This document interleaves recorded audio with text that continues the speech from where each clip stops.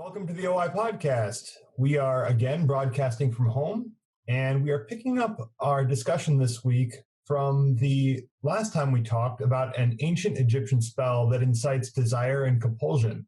This papyrus that we've been working on in the University of Michigan collection, the text written in Demotic script and Demotic language from Roman period Egypt, the 1st and 2nd centuries AD. And in this spell, a woman is asking a ghost to infect a man with lovesickness for her. It's inspired a lot of people to want to learn more. We've had a lot of hits on it, a lot of views, and it's received a lot of popularity, generated a lot of worldwide news. Robert, did you expect such a large turnout for this discussion? Well, Egyptian religion, Egyptian magic is always a very popular topic, but it is extremely gratifying to see the large number of viewers that our podcast has received, which has encouraged us to do another. But first, I'd like to thank Owen Jarvis, whose article for Live Science lifted our article out of academic obscurity and led to a series of interviews and news items globally, culminating in these Oriental Institute podcasts. Owen was also the only journalist to send us links to the final published articles, and I had to go out and search online for all the others. So thanks, Owen. You're a pro. Well, in this second podcast, we have a chance to talk about more in depth of some of the aspects we skirted through last time. One of the timely things to note that might have been overlooked is the fact that the Egyptian depicted here on this papyrus has a beard. I say timely because many Americans right now are giving up shaving. However, this is a cultural phenomenon of the Roman period. Egyptians had traditionally been clean-shaven. The king wears an artificial beard. Basically, it's a strap-on around the chin, but most individuals did not. However, in the Roman period, it's quite common, as we can see not only on our papyrus, but also on the so-called Fayum portraits, which are paintings of Egyptians done in a Greek style on a board that was then used in place of a mummy mask in the Roman period. So we have actually depictions of the contemporary Egyptians, not only in painting, but also on each traditional Egyptian funerary stela. Here we can see a native Egyptian wearing now contemporary, in the Roman period, Greek-style clothing, but he has a beard.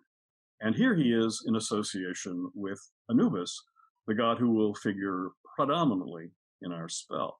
So thinking about these clean-shaven Egyptians of earlier eras, what did they shave with? They had copper blades that were used. What they didn't have was shaving cream.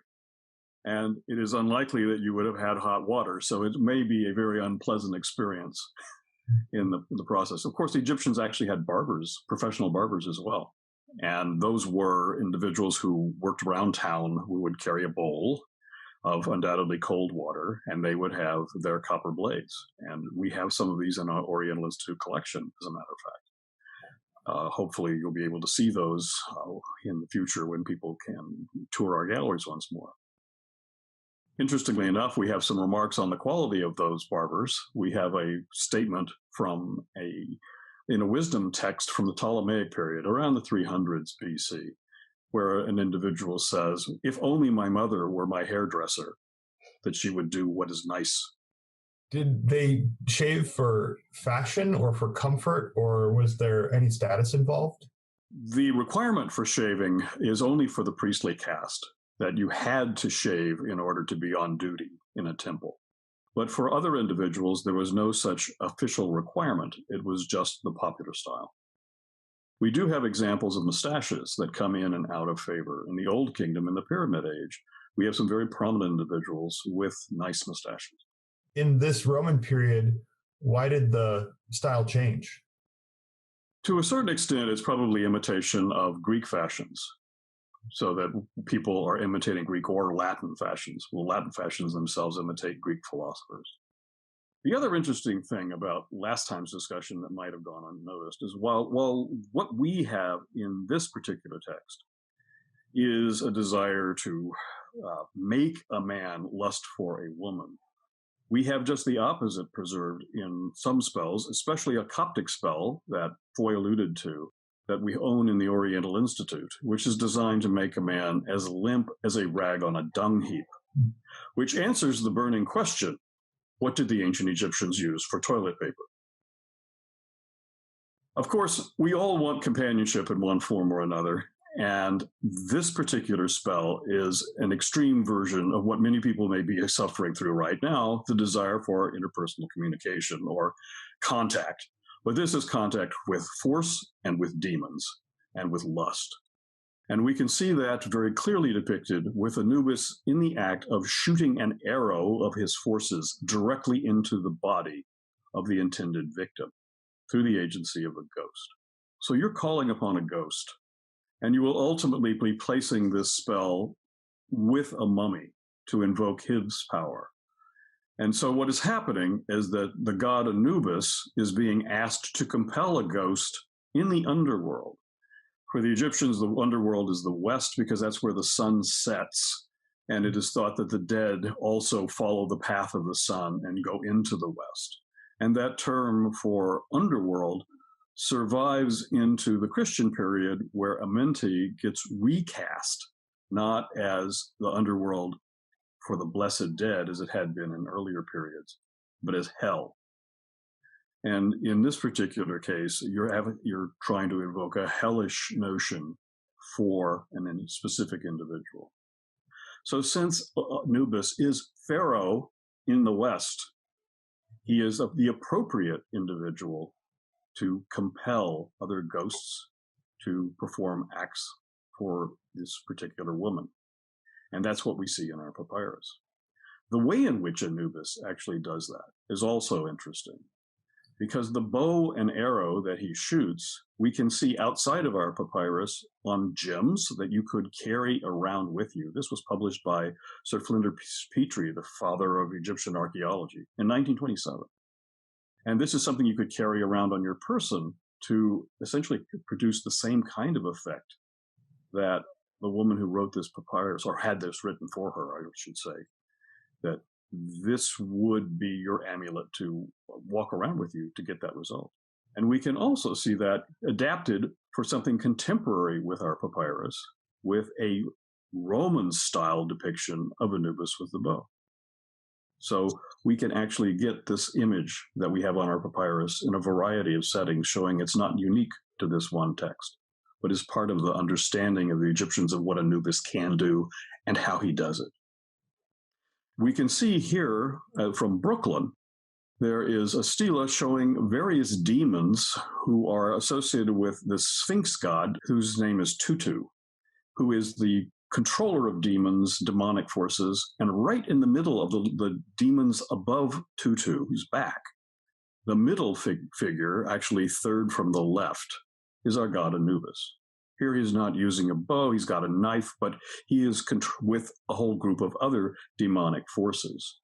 And so these are the demons that he would essentially lead, as we see in his actions in our papyrus. Just a little curious about, and this may be beyond the scope of this podcast, but demons and where the Egyptians believe they came from, what the mythology is behind them.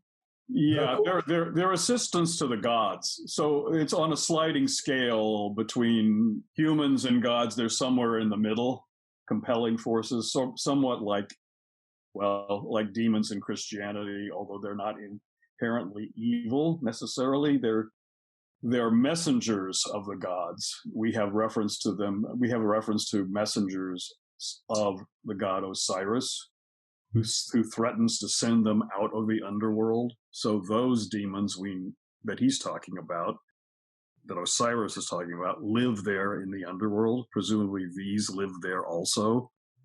Where the demons that accompany Anubis come from, I would assume that would be the underworld, since that's where his powers primarily reside. You know, if you grew up in probably America anyway, you think of demons a certain way and you think of them as a certain thing, and the way that you articulated their function to the ancient Egyptians, it's just a very different idea. Well, there's an ultimately interesting development that happens with these Khatiyu demons, is that they're forces that are to be feared, obviously, but in order to placate them, people begin to worship them in the late period, and they actually develop a cult around them, associated with Tutu And also with the little temple where the Oriental Institute is working now. That was a site where you would actually worship these Khatiyu demons, to placate them, to ward them off, to protect you from sickness. The god Tutu is the master of such demons, and he gets a cult in the Roman period. A new temple to him was just recently discovered in the oases. And the reason why gods of sickness would become a force of worship is that if you can placate them, if you can satisfy them, they will not attack you. And we even have individuals in the Roman period who have these Khatiyu demons as part of the name. So people name their children the one who belongs to the Khatiyu demons. So it becomes a popular way of dealing with warding off disease. So these are a major feature in the later notions of how the world of divine forces works and interacts with people. We have this much earlier, of course, with the goddess Sekhmet, who's the goddess of war, plague, and disease. But she's also a major goddess that people placate. Even the cult notions of how you deal with the ferocious goddess, lion goddess Sekhmet, or to make her happy, play music to her, and she changes into the happy, fuzzy little cat goddess Bastet. So the notion of placating ferocious forces to make them hospitable is a long-standing feature in Egyptian religion from earliest times. But the Khatiyu demons are a later phenomenon, but it's still characteristically Egyptian in the way it works. It's the same general technique, just new persons. This is one of the dangers, Steve, or maybe one of the areas where as translators we have to be more careful, because when we use terms like demons, especially in, let's say, modern American society, you might get implications about what that means that weren't original to the ancient Egyptian terminology. So, Robert, you're talking about Anubis using control over the dead to compel this individual, the target of the spell, to search around for the woman writing this spell. I wonder, could you talk a little bit more about what that means to compel, this idea of compulsion that's sort of central to this text? That actually is a key feature of the written text that we have. In fact, the word appears repeatedly in the text. It's probably one of the most common words in our magical spell. And this word, which is chit, I can show you here in a couple of examples out of our papyrus where it says the chit, the compulsion of, and then we have breaks. But in these contexts, it's the compulsion of various different magical spirits who are being cast against both Anubis and against the ghost and against the individual Cephalus, who is the ultimate target of this lust spell. I did a study of this word, as it happens, some years ago in an article entitled Internal Curse on the Reader of These Lines. I think I'm probably one of the very few Egyptologists who's made reference to Manuel Puig, the Argentinian novelist, in an Egyptology article. But I looked at examples of magical texts from the Coptic period, which said anyone who would open this magical spell, who might find it where it had been hidden, and then read it, the effects of that were in the spell would come onto the reader by this fact of compulsion. And so then I wanted to do a study of what does this word compulsion actually mean?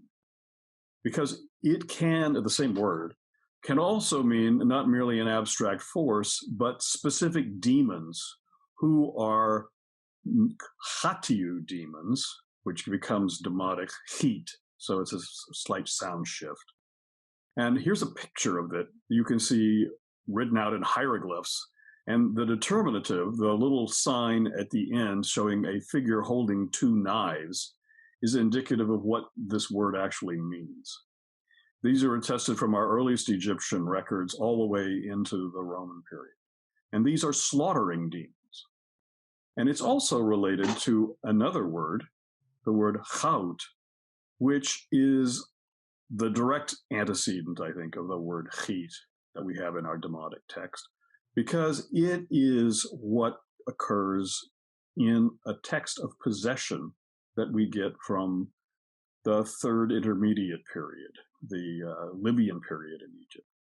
That's a term, chaut, which survives all the way into Christian times as shoit. And it has been translated in various different ways. Here you're seeing a section from my article. It's been called inspiration, ecstasy, exorcism, doom, fate, fury, and curse. With so a wide variety of nuances, the question is, what does it actually mean? This earliest example is in a story of Winamun, which details how a seer in the town of Byblos is seized by the god Ammon with this word being used for the term for possession. So the god Ammon seized one of among his seers. He caused him to be in chit, in chaut, an ecstatic state. And this is sort of ecstatic state by force is what we actually can see when we look at other examples. I found, this was years ago, 53 examples of the word, and we in demotic. And it's written in various different ways, and here you can see 3 different ways. The next to last is what we have on our papyrus. You can see the zigzag shape there. That is exactly what we get also on screen with the papyrus, written out just phonetically. Right there. So there is our word. And if we look and see how it's used, we can even see in a demotic magical papyrus from London and Leiden, here is the spell to force Anubis to bring in ghosts. Let them come into being in proper form, established, correct, enchanted in accordance with the chit. This is this compulsive power. The term fury is here in the old publication. This was what it was originally translated as. Of the one who is great of reference, for I am, then magical names, and I cast chit against you, Anubis. This casting, the tossing, the throwing of the force of chit is literally the precise phrase that we get in our text over and over again. So it's a very specific traditional notion of casting a magical possession against, here as we can see, Anubis, so that he then in turn brings in and compels spiritual forces. This is exactly the same procedure we have. The text that you're looking at from the London and Leiden Magical Papyrus is to ask for oracular questions. But it's again using the dead, compelled by Anubis, with this force of magical compulsion or possession. The practice that we have on our magical spell is the same. The purpose is slightly different. You're still invoking the dead through Anubis with the force of compulsion or possession. This would be the same term you could use if you wanted to make a movie of the Egyptian exorcist. It would be this word.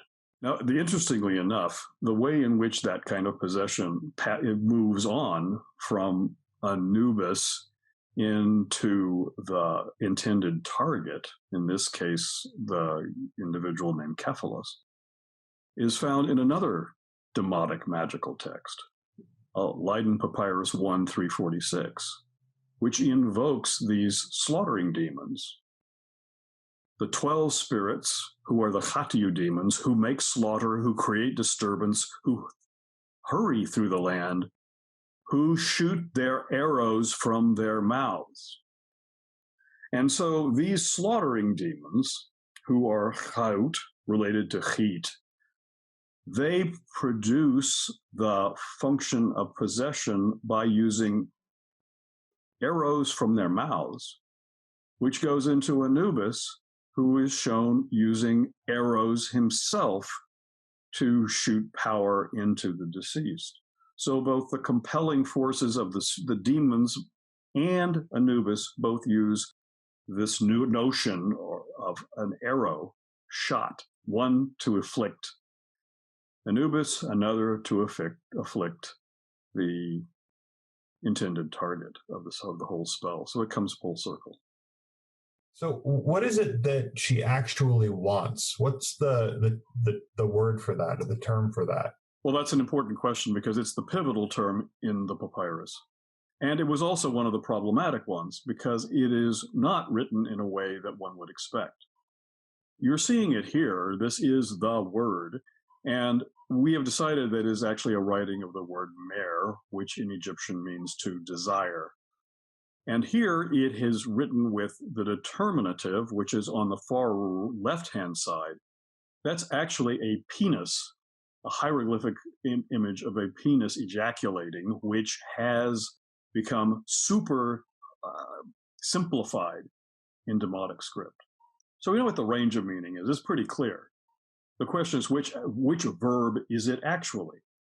And the problem is the initial signs on the right-hand side, everything in Demotic reads from right to left, gives you what looks like a loop at the top, and then there's a little dot and slash underneath.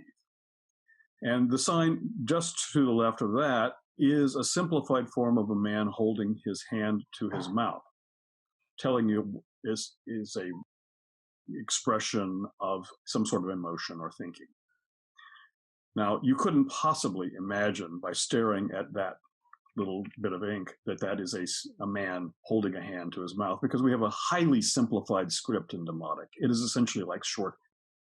And so if we had the classic verb to love, we would expect a plow to be the first sign, which is how the Egyptians write the verb to love.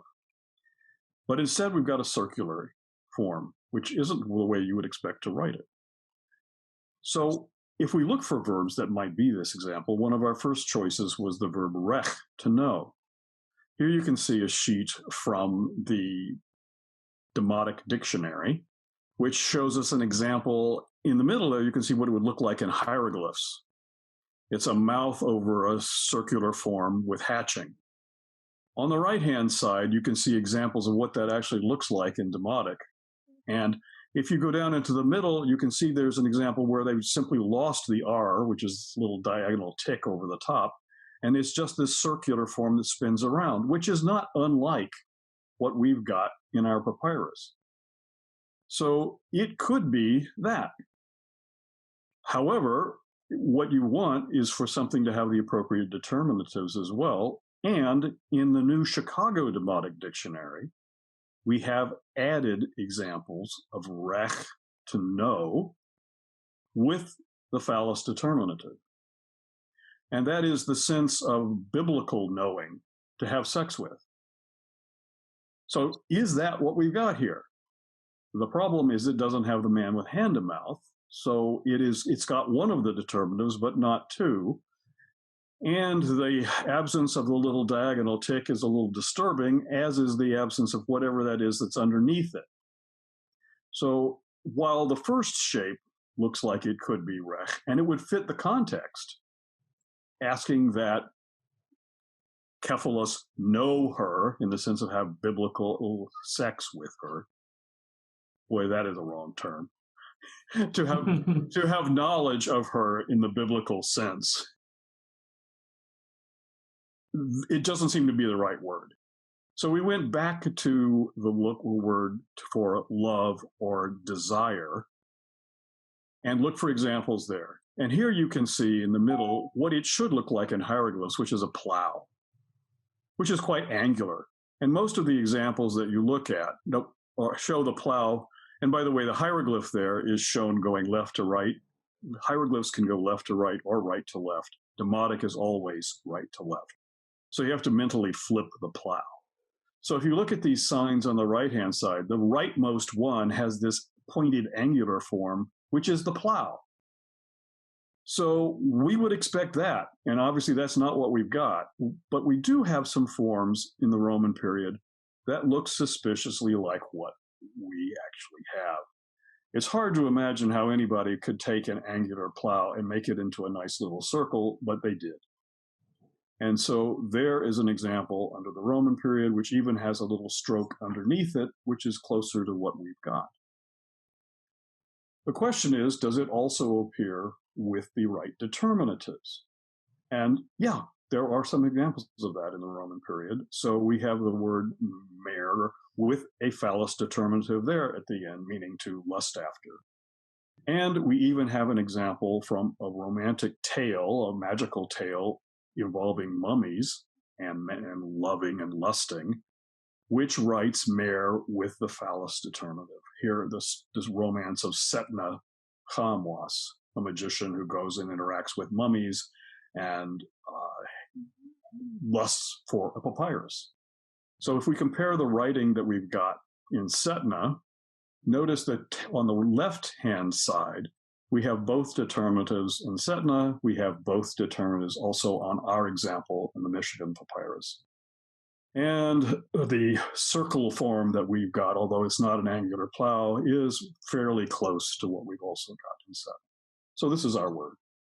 But that's the kind of way that one has to go in determining what you've got with demotic, because you don't have simple alphabetic signs. Demotic does, but in most cases, it doesn't use them to spell out words. You use groupings of letters that have been fused together, or old, inherited, complex ideograms. These are complex signs that represent a picture that are not simple spellings of words. And so what you're trying to figure out with demotic is what has happened to this ligature, and when these things are all grouped together, how do you read it? It's like reading your grandmother's handwriting on a postcard. You're reading longhand, but particularly simplified longhand, fast and with lots and lots of forms linked together, tied together so that you can't see individual shapes so easily. It's actually a deciphering process. I was just going to say, imagine your grandma drawing pictures and not just writing letters. Another thing to say about that, as far as trying to figure out the reading of these words, on the one hand, we're looking at the paleography, the spelling, all of this detail that Robert's been talking about. But another aspect of this is looking in other texts for parallels. And one thing that seemed very strong in favor of this interpretation of reading this as mare is that in another demotic magical papyrus that parallels phrases from our papyrus that we're working on in Michigan, it uses in the same spot as one of these writings like this from our papyrus, a more traditional standard writing of the word mare, to desire. And so that really helped to sort of cinch for us the correct reading of this very crucial word throughout this text. One important feature to stress, however, is that this is not romantic love. Our love spell is unusual in being written for the benefit of a woman compelling a man. Here we have a more traditional example, a more common example, which is a demotic spell that I worked on a number of years ago for publishing the London and Leiden Magical Papyrus. And here it is a man wanting to force a woman's love. Here, slightly more romantic. You can see it says, "My heart yearns, my heart loves, a longing as a she-calf feels for a tomcat, a longing that a she-wolf feels for a wolf, etc. Let so-and-so," fill in the woman's name here, "who so-and-so bore," the woman's name, "feel for me," whom my mother bore. "Let her feel a yearning, a love, a great madness. She's seeking after him everywhere." This is phraseology that we have in ours as well. "The fury," and here is the word heat again, translated in the old style as fury, "of various magical names. And then I cast this force of fury or heat against you, great gods of Egypt. Fill your hands with flames and fire. Cast it on the heart of," add the woman's name here, add who so-and-so bore, add her mother's name there. "Wither her spirit, take her sleep, O man of the West," which is to say, we're casting this fury, this compulsion against a ghost, exactly as what we have in our spell. So here again, we have a ghost called out. "Call out while the flame of fire is against her, while she speaks, saying mercy. Tear her name out of Egypt for 40 days. And then the rather interesting form of what you do to make this come into effect, little surprising. You take crocodile dung, donkey placenta, various different other unpleasant forces, antelope dung, gall, and oil, and then you make the recitation over it and anoint your penis with it, and then lie with the woman. Good luck doing that. And then you should anoint the woman's heart. Now, the reason why these particular group of items were selected, donkey, this and that, and excrement, is that these are related to the god Seth, who is another compelling figure. He is the god who killed Osiris. He is a threatening god, and his sacred animal is the donkey. So that is why you are using other compelling features with crocodile or donkey, other aspects of the god Seth, to go with this compelling of fury. If you've already ensnared the person with the spell, why does the text specify to anoint your body parts with these materials? Well, those instructions are not in our spell, because those are the directions for what you do once the individual actually comes to you. And the point there is to make them actually desire the process, that they enjoy or submit to or agree to having sex with you. And we have spells that are designed just for that part. So that also in the Demotic magical texts, we have prescriptions to cause a woman to love her husband, which is to say to desire having sex with him. And that includes various different fruits, which are pounded up with sweet elements, just the opposite of the dung, etc., that we've got in the earlier ones. And those also are to be put on your phallus, and then you lie with the woman, and presumably this will stimulate her for attraction.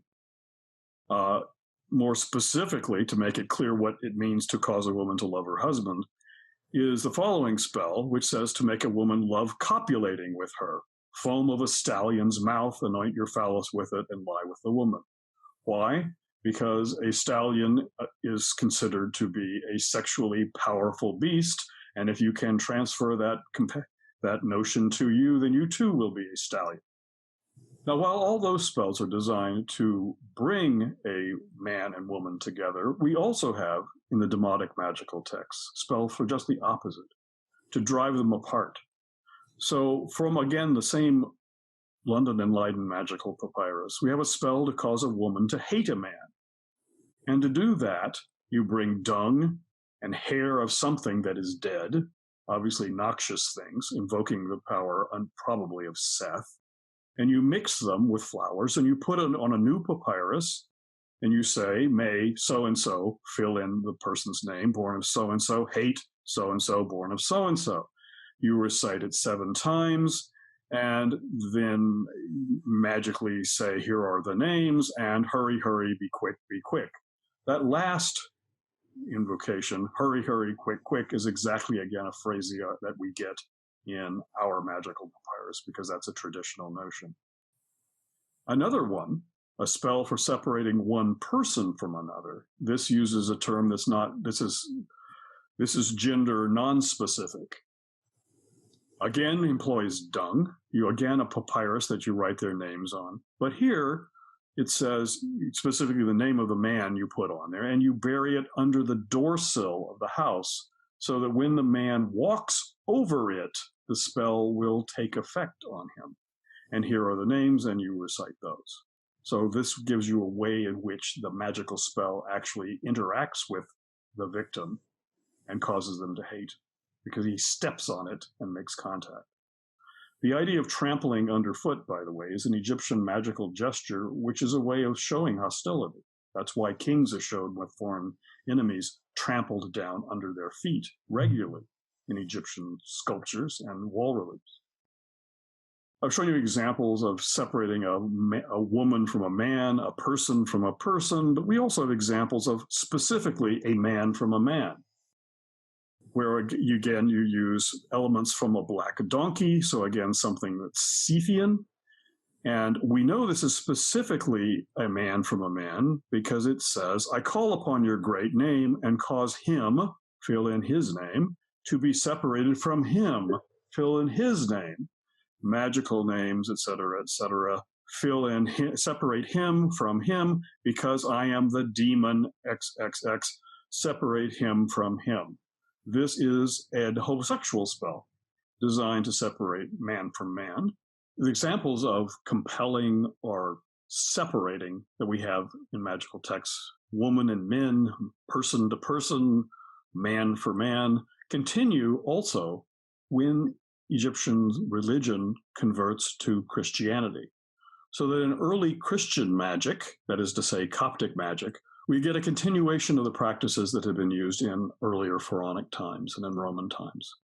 In this volume that I contributed to in 1994, we have spells to compel or to separate that use old style practices. So here, this Coptic love charm, originally published in 1939, is actually a homosexual love charm. By the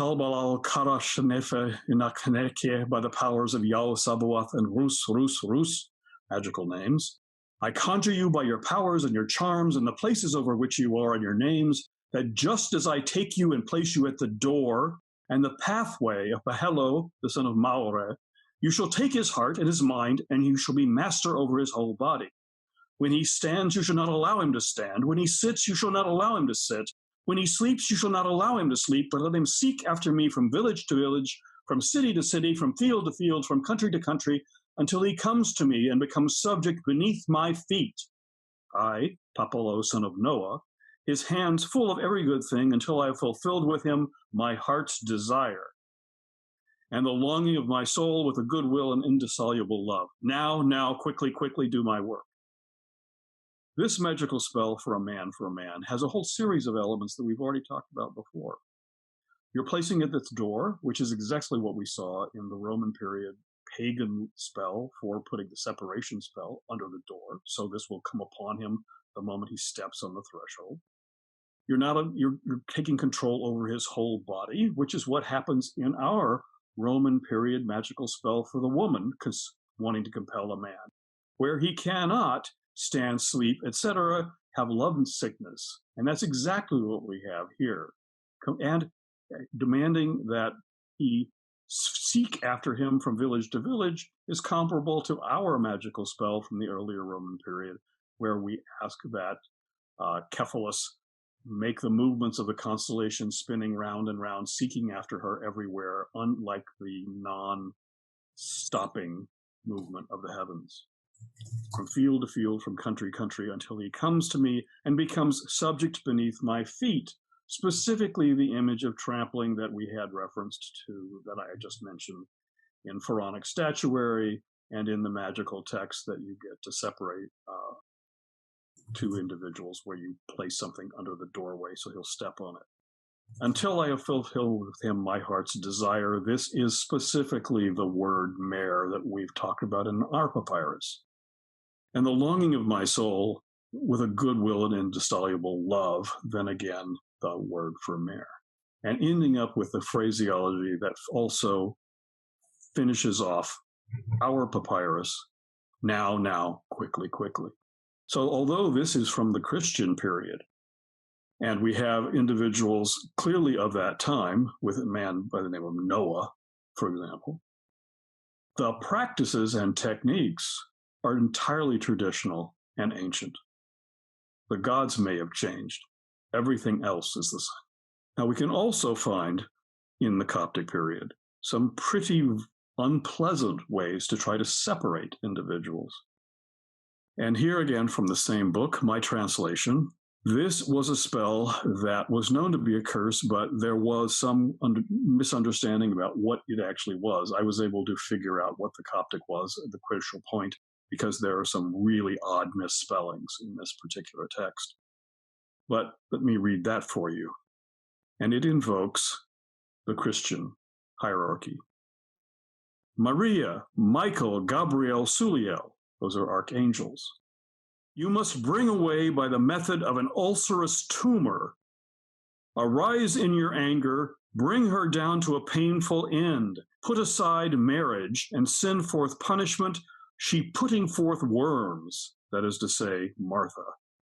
My Lord Jesus Christ, you must bring her down to an end. Yea, Jesus Christ, you must dissipate her hope, so that no one desires to assist her. Sign of the cross, ×3.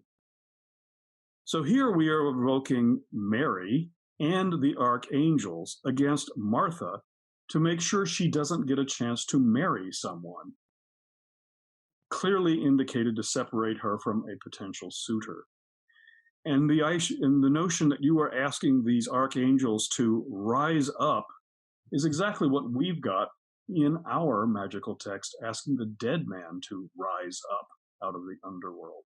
Here we're asking archangels to rise up out of heaven or wherever they might be and strike her down. And the notion of striking her down would be the descendant of our notion of fury, the compulsion, and for clearly a very, very negative terms, because we don't want her merely not to get married. We want her to have a horrible tumor and have worms flowing out of her body. This, I should stress, is in the Christian period. It seems like something you said earlier was that the gods are different, but the traditions are the same. The notion of asking for spirits, angels or demons, to compel your work, to have an effect upon another person, is the same.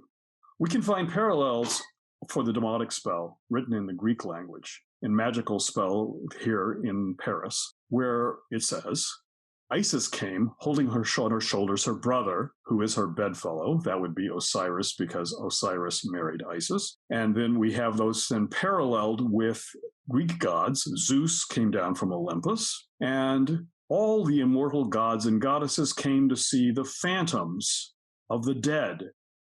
Do not therefore delay, do not loiter, but dispatch, O gods, the phantoms of these dead.